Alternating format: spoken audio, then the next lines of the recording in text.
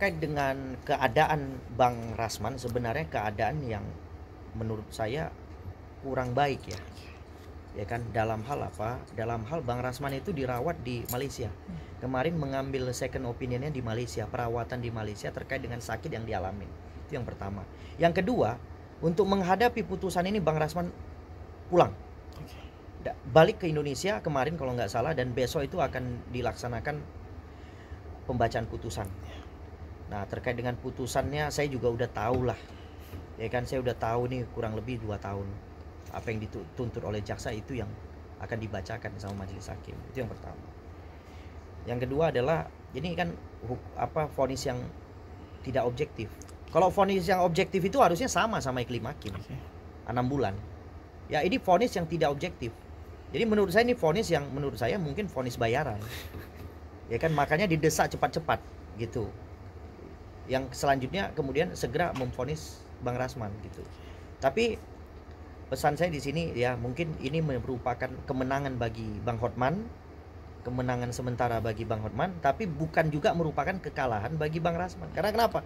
Faktanya Bang Rasman sehat-sehat aja, baik-baik aja, tidak kemarin tidak ditahan kok. Artinya kan gitu ya.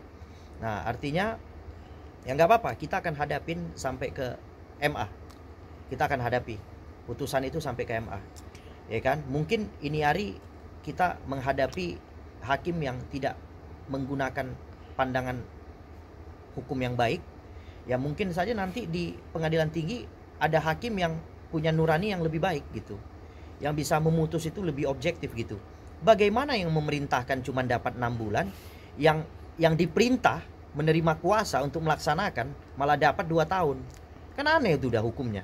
Ya kan, tapi itulah namanya hakim, boleh suka-suka dia menerapkan hukum. Ya kan, dia adalah orang yang diperkenankan oleh konstitusi untuk menciptakan hukum. Makanya inilah rusaknya republik itu. Jadi vonis itu bisa diatur-atur gitu. Jadi tidak berdasarkan keyakinan yang benar-benar keilmuannya gitu, benar-benar faktanya gitu. Jadi vonis di negara ini bisa faktanya A, vonisnya B, tidak sesuai fakta bisa gitu loh. Makanya kadang-kadang ya itulah namanya pejuang ya. Kayak Bang Rasman ini kan kategorinya pejuang, pelatih. Ya, artinya orang yang memperjuangkan kemerdekaan. Ya kan, jadi rupanya bukan zaman dahulu aja ada pejuang. Rupanya zaman sekarang yang sudah era kemerdekaan juga ada pejuang, yaitu siapa? Bang Rasman Arif Nasution. Jadi ya namanya perjuangan ya nggak boleh berhenti, harus berjuang terus untuk memperoleh apa? Kepastian. Nah, tapi saya yakin Bang Rasman nih kalau salah dari awal udah ditahan Bang Rasman. Kalau salah udah tahan lah polisi. Kok nggak nahan polisi? Jaksa nggak nahan, pengadilan nggak nahan. Ya kan, kalau orang salah terbukti dari tingkat kepolisian udah ditahan bos.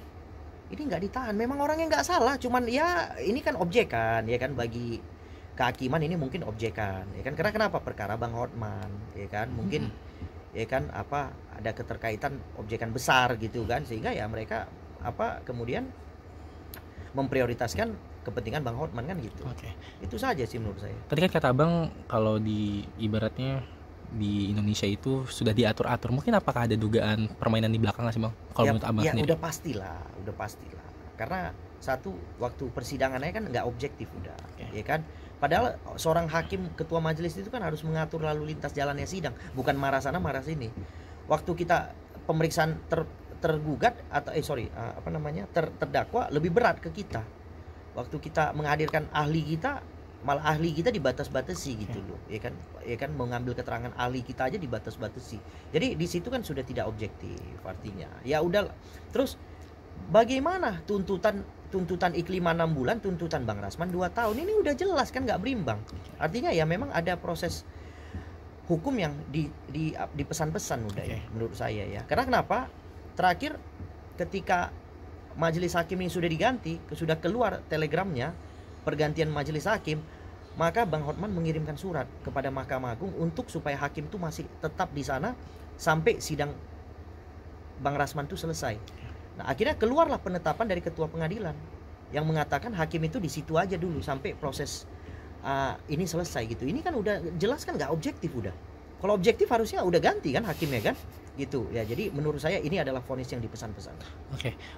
mungkin balik lagi terkait vonisan I5, tapi kalau tuntutan dari Bang Rasman sendiri kan 2 tahun Bang. 2 tahun. Ya 2 tahun dan Iya. besok insya Allah diadakannya putusan. Iya. Dari Abang sendiri sebagai kuasa hukum seberapa yakin untuk putusan Bang Rasman sendiri, dan kalau Saya seandainya udah nanti yakin 2 tahun ini. oke, langkah hukumnya bagaimana Bang? Kita Maksudnya ajukan banding. oke.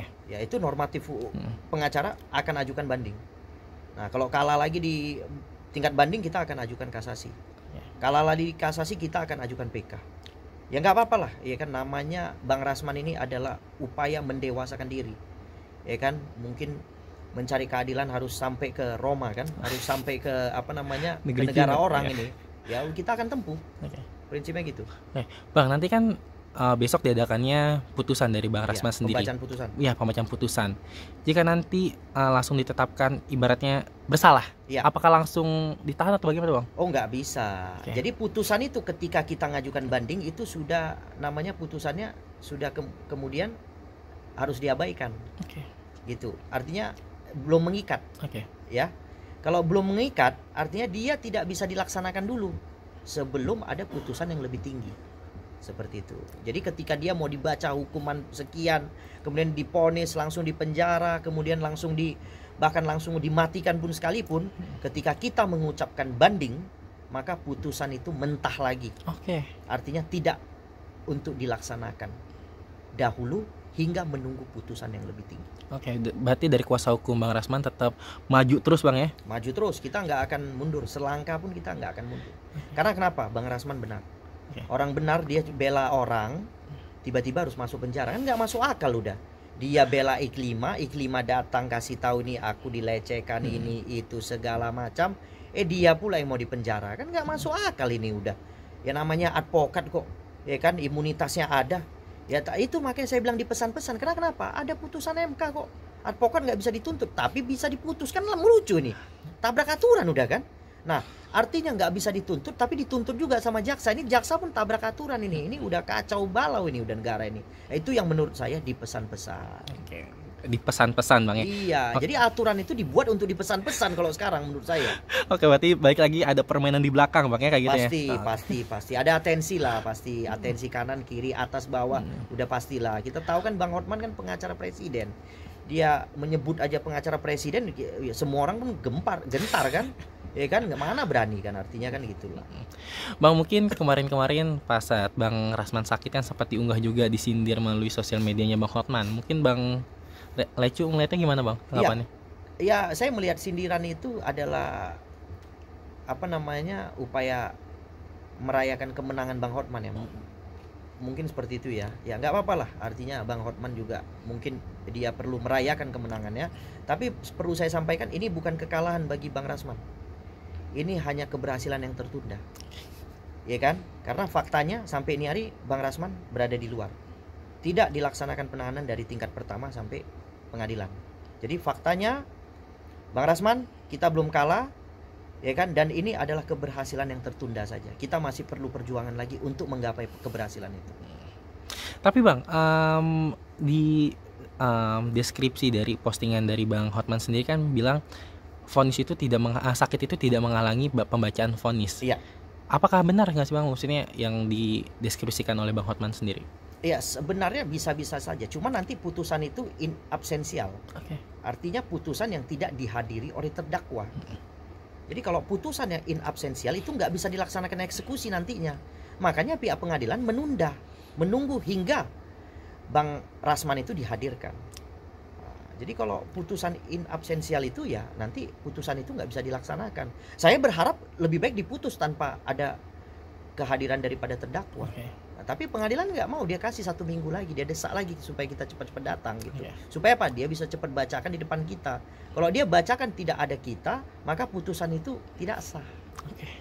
Nah, jadi memang apa yang disampaikan Bang Hotman ya bisa boleh-boleh aja.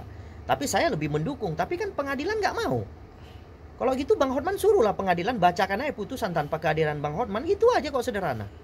Ya kan? Tapi pengadilannya nggak mau, gitu loh. Jadi kadang-kadang apa yang disampaikan Bang Hotman ini supaya kejadiannya terbalik kadang-kadang. Nah, dia ngomong seperti ini supaya kejadiannya itu terbalik, gitu.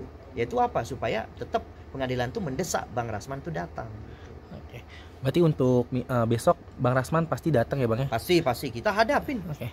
Nggak ada selangkah pun kita nggak mundur kok, ini barang.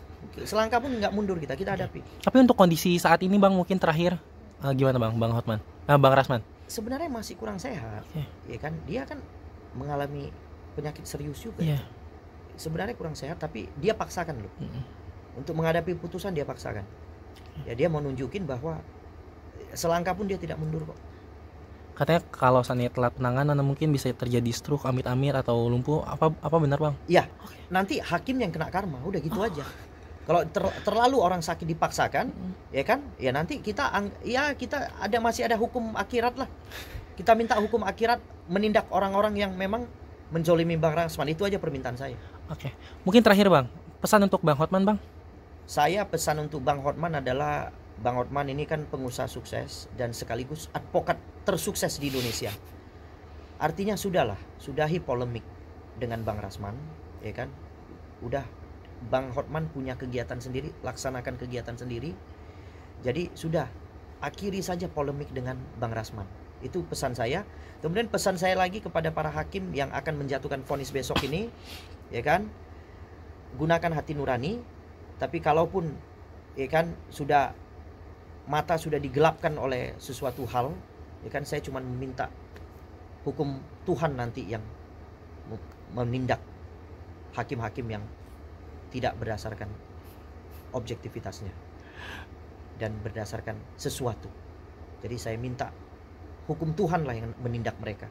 Nantinya pasti saya yakin satu-satu akan kena azabnya. Ya demikian dari saya. Oke, terima kasih Bang Laicu.